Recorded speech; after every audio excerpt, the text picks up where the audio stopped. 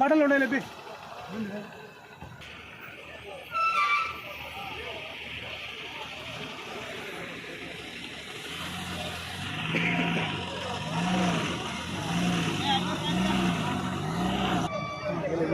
Support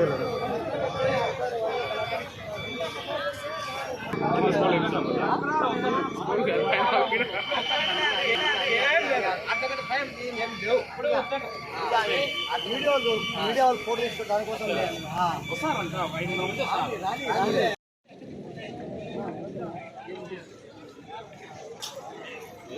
తీసా అంటే నువ్వు అడ్డం పోతావు.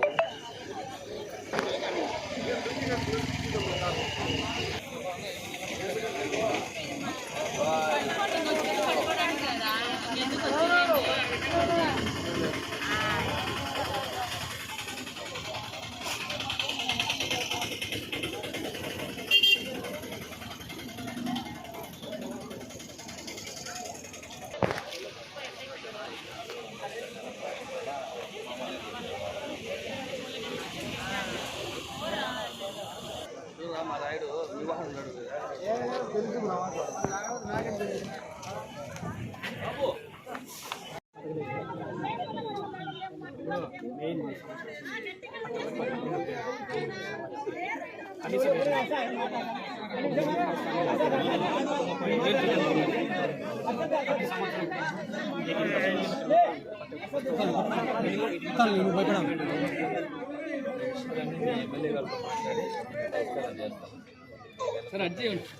మామ మీరు సైడ్ రండి, కొంచెం ఎన్నికిరమ్మా పాప ఎన్నికిరమ్మా పాప అడ్డం వస్తుంది. పట్టుకో రమ్మా పట్టుకోమట్లా ఎమ్మెల్యే గారితో మాట్లాడి ఏ విధంగా పరిష్కరించాలి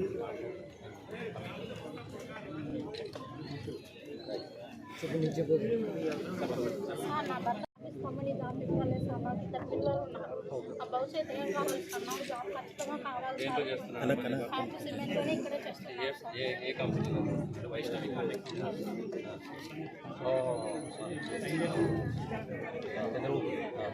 జాబ్ ఇస్తామన్నారు, జాబ్ ఇవ్వలేదు సార్. నాకు ఇస్తామని చెప్పలేమ్మా, మీరు దృష్టికి తీసుకొచ్చారు, దాని గురించి మాట్లాడి నేను పరిష్కారం నాకు చిన్న పిల్లలు ఇస్తున్నారు సార్. నాకు ఏదైనా ఖచ్చితంగా పరిష్కారం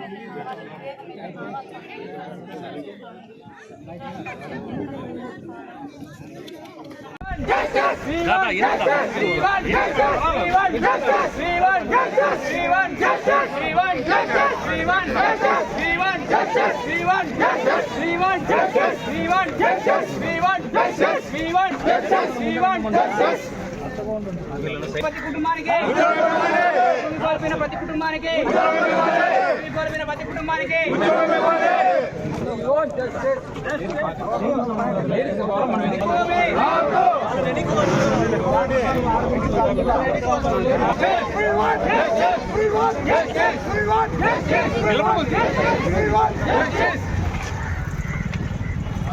బైక్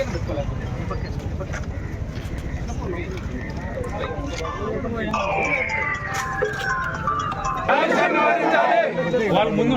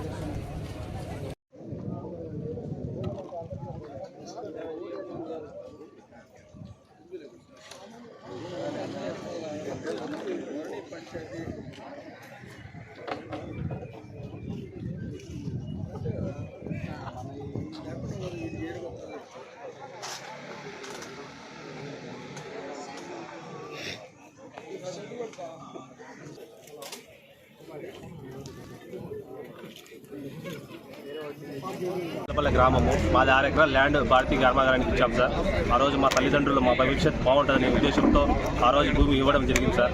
కానీ మాకు ఎటువంటి ఉద్యోగం ఇవ్వలేదు సార్. 2014లో ధర్నా చేస్తే నరసింహారెడ్డి చొరవతో 36 ఉద్యోగాలు కల్పించారు సార్. ఎప్పుడు 2017లో ఆ 36 ఉద్యోగాలు కూడా కల్పించడం జరిగింది సార్. బీఆర్ అనే కాంట్రాక్ట్లో 36 జాబులు కల్పించారు సార్. దాని తర్వాత 2 సంవత్సరాలు చేసిన తర్వాత 2018లో మళ్ళీ ధర్నా చేశాం సార్. ఎందుకంటే బీఆర్ అనేది ఈరోజు నేను డ్యూటీకి వెళ్తే మస్టర్ సార్, సెలవు పెడితే జీతం కట్ అయిపోతుంది.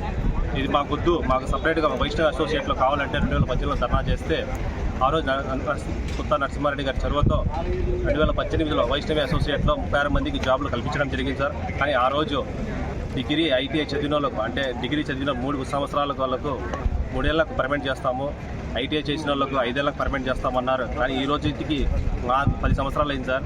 కానీ నాకు ఎటువంటి పర్మనెంట్ లేదు. అది అడిగితే సస్పెండ్ లెటర్ ఇవ్వడం చాలా మాకు సతాయించారు సార్. ఇంకోటి ఏంటంటే లాస్ట్ 2 ఇయర్స్ నుంచి సార్ మా కొత్త చైతన్య సార్ ఎమ్మెల్యే చొరవతో 3,500 జీతాలు వేయడం జరిగింది సార్. ఈ 2 ఇయర్స్ బ్యాక్ సార్ మా జీతాలు 13,000, 12,000 ఉండేది. ఈరోజు మా ఎమ్మెల్యే చొరవతో ఆ 3,500 వేయడం జరిగింది సార్ ఈ 2 సంవత్సరాలు. ఇప్పుడు నా జీతం 20,000 సార్.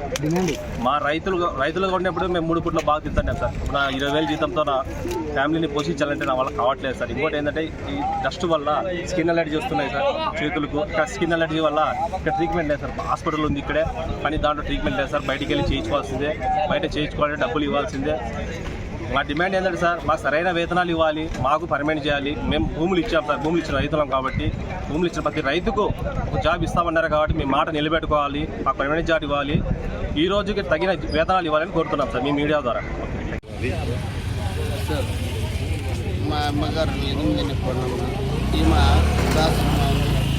బ్రహ్మంగారి గుడి, పోలేరమ్మ గుడి వచ్చిపోయే వాళ్ళందరికీ మంచినీళ్ళ వసతి కల్పిస్తూ ఉండేదాన్ని వృద్ధాశ్రమాలన్నీ తీసేసుకొని భారతీయ సిమెంట్ యాజమాన్యాల్లో వీళ్ళంతా దాన్ని పక్కన కట్టించేస్తామని చెప్పేసి ఇవన్నీ మళ్ళీ వేరే సార్ వెళ్ళి వేసి కట్టిస్తాము, అన్నిటికీ అన్ని ఒకటికి కట్టించిస్తామని చెప్పేసి ఒప్పందం చేసి ఆ రోజు ఎంఆర్ఓ ఆఫీస్లో తీసి ఆ రోజు బ్రహ్మంగారి గుడి కట్టిస్తాము, పోలేరమ్మ గుడికి కట్టిస్తాము, వృద్ధాశ్రమం కట్టించి నలుగురికి ఉద్యోగాలు ఇచ్చి నలుగురికి ఇల్లు కూడా కట్టించిస్తామని చెప్పేసి హామీ ఇచ్చి అవన్నీ తొలగియడం జరిగింది సార్. ఇక్కడ ఇచ్చినాక వివిధ రకాల సమస్యలు 2,500 డ్యూటీ ఇచ్చారు సార్. 2,500 రూపాయలు డబ్బులు 2006 నుంచి ఇస్తే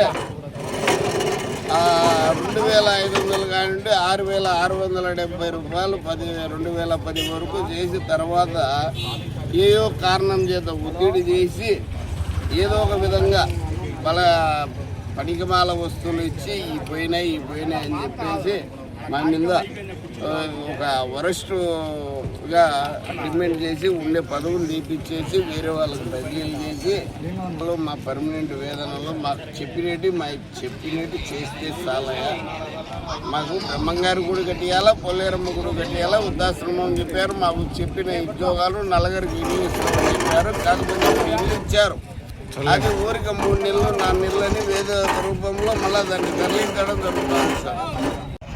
నేను ప్రజెంట్ నాది 8 ఎకరాల పొలం పోయింది ఇక్కడ భారతీయ సిమెంట్లో. నేను 10 సంవత్సరాల నుంచి ఒక కాంట్రాక్ట్ వర్కర్గా పనిచేస్తున్నాను. పనిచేసినప్పటికీ ఒక 7 సంవత్సరాల నుంచి వాళ్ళతో చర్చలకు సమస్యలకు పోతూనే ఉన్నాము.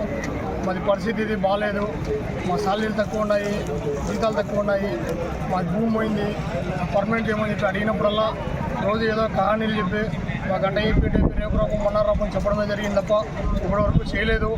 చేయకపోవడంతో మేము రోజు పోయి అడుగుతున్నామని చెప్పి మా మీద కోపంగా మాట్లాడి మమ్మల్ని సస్పెండ్ చేయడము, నోటీసులు ఇవ్వడము, సర్కారు నోటీసులు ఇవన్నీ చేయడం జరుగుతుంది. జరిగినప్పటికీ యాక్చువల్లీ ఏమైందంటే మాకు భూమి అయినప్పటికీ మా భూమి డబ్బులు వీళ్ళ దగ్గర పెట్టుకొని మాకు పర్మనెంట్ చేయమని అడిగితే భూమి డబ్బులు ఇవ్వడం లేదు, పర్మనెంట్ ఇవ్వడం లేదు, అలా చేయడం జరుగుతుంది. జరిగినప్పటికీ ఏమైందంటే మేము మా సమస్యల గురించి రోజు పోరాడినా కూడా మాకు ఎవరు న్యాయం చేయలేకపోతున్నారు. న్యాయం చేస్తారని చెప్పి ఇప్పుడు ఈ పరిస్థితికి వచ్చినాము. అలాగే గత 3 ఏళ్ల కిందట ఏమైందంటే ఒక 8 ఏళ్ల కిందట నరసింహాటయ్య సహకారంతో నేను ఇక్కడికి ఆందోళన చేయడం జరిగింది. చేసినప్పటికీ అయ్యా సహకారంతో ఒక 2 సార్లు మాకు 3,000 ఇంక్రిమెంట్ పడినప్పటికీ ఇప్పటికీ నాకు ఒక 20,000 సాలరీ జరగడం జరిగింది. ఇప్పుడు 20,000 సాలరీ వస్తుంది. ఒక బీటెక్ స్టూడెంట్ 10 సంవత్సరాల ఎక్స్పీరియన్స్తో ఇట్లా పనిచేస్తానంటే 8 ఎకరాల పొలం అయింది, 10 సంవత్సరాలు చేస్తాము. ఇంతకుముందు పాలసీ ప్రకారం ఒక 2-3 ఏళ్లకు పర్మనెంట్ చేస్తామని చెప్పి చెప్పడం జరిగింది. కాకపోతే ఇప్పటికి ఎవరు చేయలేదని చెప్పి రోజు అడుగుతున్నామని నోటీసులు ఇస్తాను. నా పేరు శిరీష. భారతీయ సిమెంట్లో మా ఆయన జాబ్ చేస్తాడు. మా ఆయనకు వచ్చేది 15,000 వస్తుంది. మాది 7 ఎకరాల పొలం పోయింది. 7 ఎకరాల పొలం పోకుండా మాకు ఉండే కనుక మేము కుటుంబం మొత్తం హ్యాపీగా బతికే వాళ్ళలో మాకు సరిపోతానింది. చేసుకోవడం హ్యాపీగా ఉండడం. ఇది 15,000 శాలరీకి మాకేం సరిపోవడం లేదు. పిల్లలకు ఫీజులు ఏమి, మళ్ళీ పొల్యూషన్ కంట్రోల్ ఒకటి, మళ్ళీ ఫ్రీ చదువులు లేవు. అన్ని పోయినా కనుక మాకు సరైన సదుపాయం లేవు. జీతాలు పెంచలేదు, పర్మనెంట్ చేయలేదు. ఏదైనా మాట్లాడితే సస్పెన్స్ అంటారు. గట్టిగా మాట్లాడిన వాళ్ళని అందరినీ. మాకు ఏదన్నా లేడీస్ కనుక భూమి ఉంది కాబట్టి మాకు ఏదో ఒకటి జీవనోపాధి అంటే కల్పించాలి మేము కోరుతున్నాం. గట్టిగా మా డిమాండ్ చేస్తాం. పర్మనెంట్ చేయాలి, జీతాలు అయితే ఖచ్చితంగా పెంచాలి.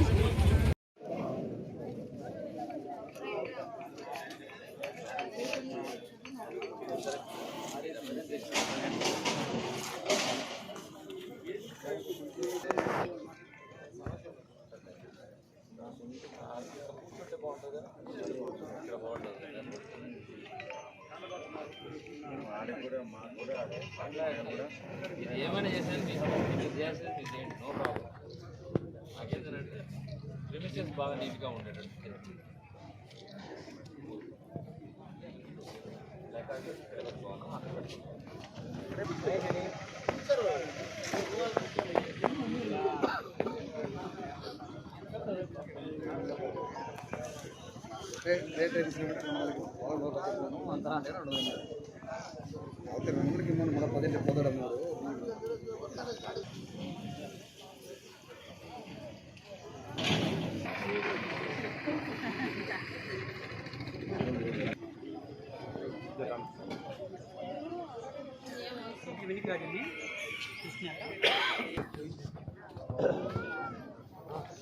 ఏం లేదు.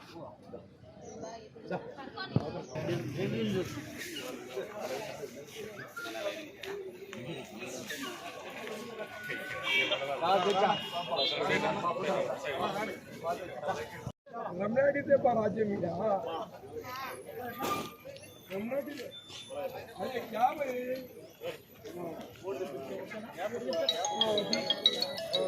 అన్నా